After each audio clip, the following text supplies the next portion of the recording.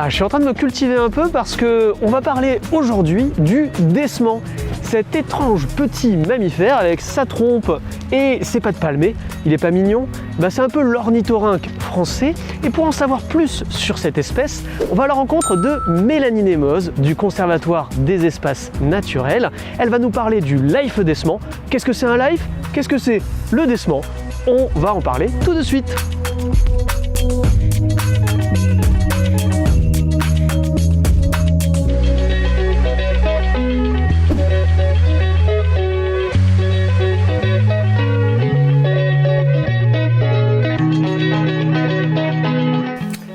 Salut Mélanie.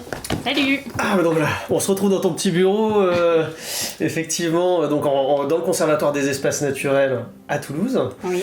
Et là, je lisais le très très bon livre sur le décement des Pyrénées, mais ça m'a interrogé un petit peu sur concrètement, qu'est-ce que c'est le décement? Parce que c'est vrai que là, j'avais ma petite figurine, mais à quoi ça ressemble concrètement et quelles sont un peu les particularités du décement des Pyrénées? Alors, je dirais que le décement, c'est un peu notre dahu ou notre ornithorynque des Pyrénées. D'accord. C'est vrai que c'est un petit animal qui a une physiologie atypique. Pour le coup, voilà, la maquette le représente bien. Ouais, il ressemble un peu à une musaraigne. Oui, alors c'est plus gros, c'est un peu plutôt apparenté à la taupe, c'est de la même famille que la taupe. Ça a un corps un peu trapu, la taille à peu près du poing d'un adulte, une longue queue de rat. En fait, des tout petits yeux minuscules qu'on aperçoit à peine, des grosses pattes palmées et puis surtout l'élément très caractéristique, c'est sa trompe. Donc une véritable trompe, comme l'éléphant. Ouais, tout à fait. Okay. Donc qui est née de la soudure en fait de la lèvre supérieure et du nez et qui a la particularité du coup de bouger, d'être préhensile, on dit, c'est-à-dire de pouvoir même attraper ses proies par exemple. Et donc ses proies, il se nourrit de quoi concrètement le décement? Alors c'est un insectivore. Le décement en fait, donc il se nourrit d'insectes et plus précisément de larves d'insectes en fait, qui trouvent sur le fond des cours d'eau. Ah oui, donc il plonge, c'est ça le décement.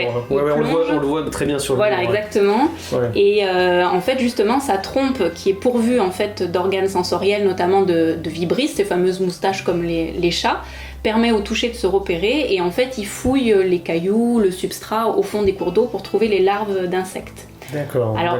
Il est plutôt spécialisé, c'est-à-dire qu'il préférera des larves d'insectes qu'on trouve dans les cours d'eau plutôt de bonne qualité, avec du courant, plutôt des grosses proies, mais voilà, on sait que dans les secteurs moins favorables, il est capable de s'adapter aussi et de manger de façon un peu plus large les proies qui lui tombent sous le nez. Et décement des Pyrénées, ou est-ce qu'il vit que dans les Pyrénées ou... Alors non, son titre est un peu fausse un peu la donne. En fait, on le trouve dans les Pyrénées et au nord-ouest de l'Espagne et du Portugal. Nulle part ailleurs dans le monde. Donc voilà, et en France, on le trouve entre 300 mètres d'altitude et on va dire 2000. La donnée la plus haute, c'est plutôt 2700 mètres. Et on le trouve plus facilement à l'est des Pyrénées qu'à l'ouest. Ok. Et donc là, je crois qu'on va retrouver Pascal Lafaille, justement, qui est directeur de l'ENSAT ici à Toulouse. Mais on va pas à Toulouse. Alors on file dans les Pyrénées, du coup, et on va sur la commune d'Aston, qui est une commune située en Ariège. On se retrouve là-bas? Allez, à tout de suite.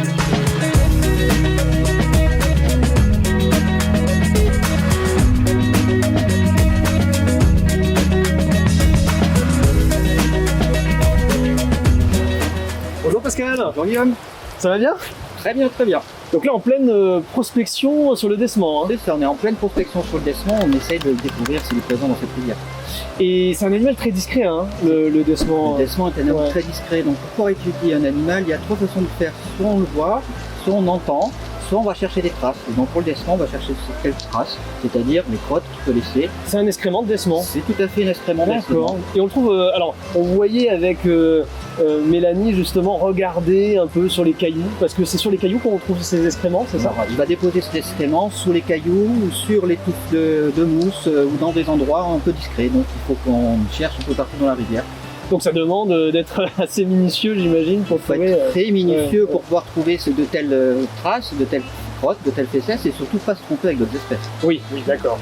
Et pourquoi on étudie le décement? Quel intérêt d'étudier ce petit animal?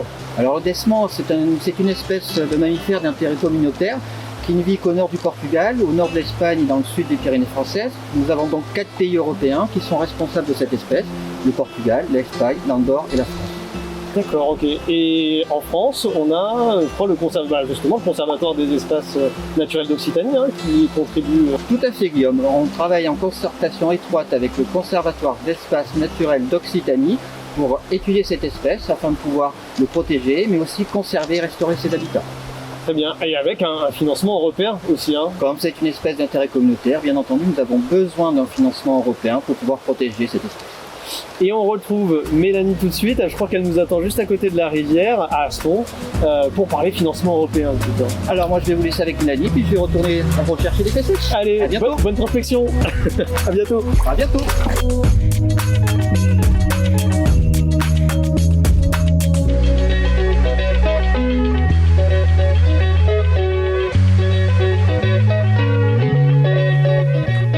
On se retrouve, Mélanie? Et oui, sur le terrain cette fois-ci. Cette fois-ci sur le terrain, on vous a vu avec Pascal fureter un peu le long du cours d'eau pour essayer de découvrir des traces du décement. Et pour faire ces études, il faut de l'argent. Quels sont un peu vos financements? Pascal a dit qu'il y avait des financements européens. Oui, tout à fait. Alors, c'est vrai que c'est compliqué de mobiliser des financements conséquents sur une seule espèce, donc on est obligé de diversifier un peu nos sources, mais on a pas mal recours depuis quelques années au financement européen. Par exemple, le décement a fait l'objet d'un programme LIFE. D'accord. LIFE, c'est quoi? C'est l'acronyme de l'instrument financier pour l'environnement. C'est un outil financier de la Commission qui est dédié à la préservation de l'environnement et du climat. Et il n'y a pas que le LIFE décement, il y a d'autres LIFE aussi sur d'autres espèces. Exactement, sur d'autres espèces ou sur d'autres thématiques.